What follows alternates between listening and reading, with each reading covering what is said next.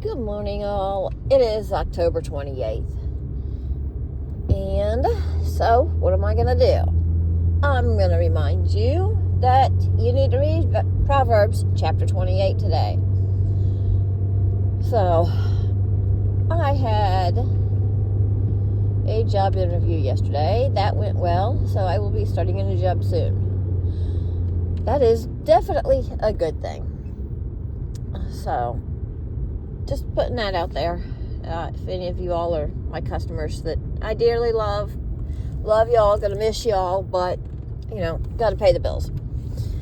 Other than that, it's raining again, so that means I'm gonna be walking up the driveway again because my little car says absolutely not gonna happen me going up the driveway if it's muddy.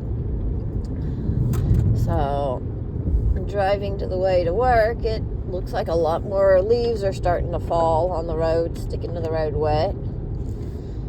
And other than that, just another day, another morning. Maybe not too terribly late today. I did get up to chapter 6 in Genesis written out. So I done 2 chapters yesterday. So that's kind of good. Thought that my goat would be smart enough to not try to follow me down the driveway. Considering it's raining, who wants to get off the porch when it's raining? So that kind of brings me to today. Oh, our dear consequences of our actions. So I'm just going to say that there's a chain in the middle of the driveway for a reason. And that means today the goat is going to get a little bit of a shower for a while until I get home. So he is not going to like that, but he could have stayed on the porch instead of chasing the car down the driveway. I do not know why, but he wants to run down the driveway. He's not going to go with me. He's never been in my car. I don't know why he thinks that he's going to get something by chasing me. But nonetheless, he is tied in the middle of the driveway. I don't like to do that, but that's consequences to his own actions.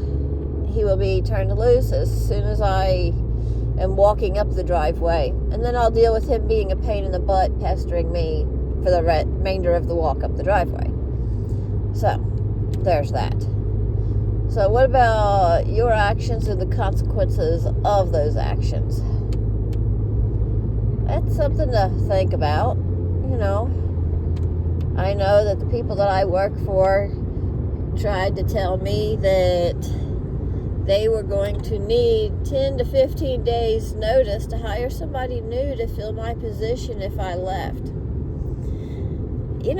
I'm sorry, but they know for probably the past 2 months that I have been looking for and applying for new jobs. Therefore, I think that 2 months is plenty of time to be planning on finding another person to fill my position. That, if they end up short-staffed or struggling to cover the hours, that is a consequence of their own actions. There's been things in my past that I've done, and I've dealt with the consequences of my actions. I know a story my mother would be very quick to share is that I had been told very many times not to run around outside barefooted, and someone ended up with 4 stitches in the bottom of her foot. To this day, I still argue that a Band-Aid would have fixed it. But anyway, neither here nor there. Consequences, right? So, just as the consequences that, our choices that we make as adults and even in our spiritual life, there are certain things that the Bible is extremely 100% clear about. The laws, eat this, don't eat this. And these are the days that you should celebrate and observe. These are God's days, not Jews, the days of the Jews, but the days that God created to be celebrated. He even states in Genesis that He made the sun, moon, and stars for us to observe and to know the appointed times. So if He's given us here are the things that you can use. These are, this is why I am giving you these things to use. And then you still ignore His instructions. Well, you may end up being a goat tied in the middle of the driveway. It's, everyone says, 10 Commandments, easy. Well, people tend to forget about keeping the Sabbath. It's a pick and choose kind of thing for a lot of people. Treating your neighbor as, love your neighbor as yourself. Do you know your neighbor's name even? Right? And your neighbor doesn't have to necessarily only be the people living next door. If you're in a position to help someone, especially when they're now talking about, cutting off all the SNAP, EBT, all of that. If there's a lady down the street or young couple or whatever that is struggling and has kids, grab them a couple extra boxes of macaroni and cheese or canned goods or whatever. Because there might end up being a lot of struggling people here lately. Or you can just donate it to a local food pantry. I've heard that some of the food pantries get funding from the federal government, therefore will not be getting their funding either. But anyway, love your neighbor as yourself. What about have no other gods before me? Oh, well, that's easy. I don't pray to anyone else. Do you make your work a God? Do you make money a God? Do you make TV time, or should I dare say the cell phone, a God? Do you choose to spend time doing other things when really, honestly, I just don't have time to read my Bible? Yes, you do. And, there you go. I had been very guilty of not reading as much as I should. And actually, the idea of writing out, copying the Bible verse by verse, chapter by chapter, starting at the beginning of the book, it's actually helped me out quite a bit. I might do a whole video just on that. Maybe not. I don't know.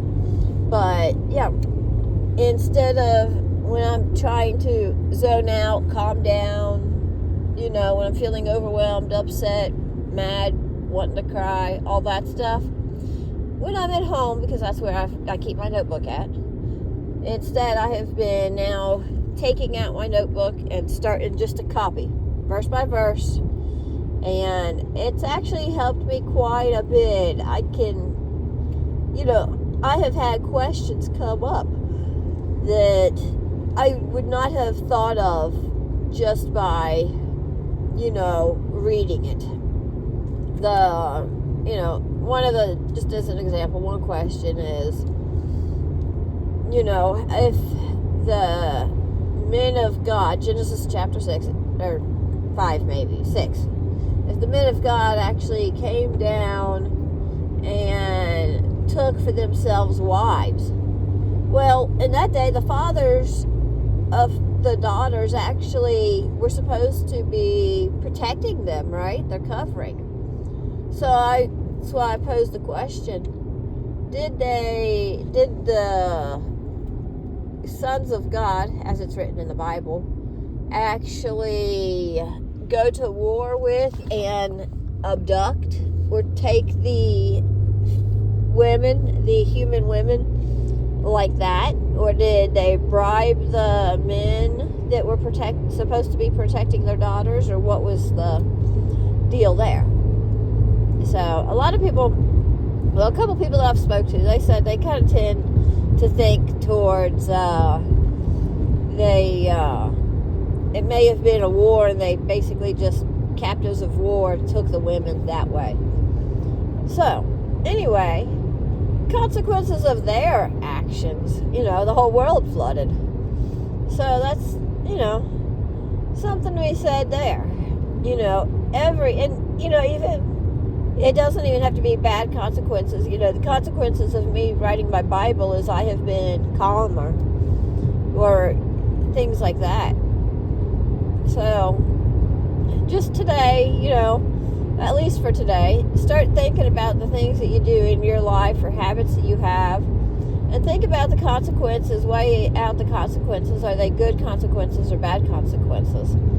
Are you doing things to get closer to God or get further away from God? And you can obviously apply this to other relationships and, your health and all kinds of stuff like that. But, yeah, just what's the consequences of the actions that you're taking today? So, anyway, I just don't want anyone to end up being a goat stuck in the rain, in any aspect in their life because they've made bad choices. I guess that's a good analogy to use, right? So, anyway, I hope everyone has an absolutely wonderful day, despite it being a little bit rainy and drizzly here and having to walk up the driveway. Have a great day. Sending much love, many prayers, and shalom always.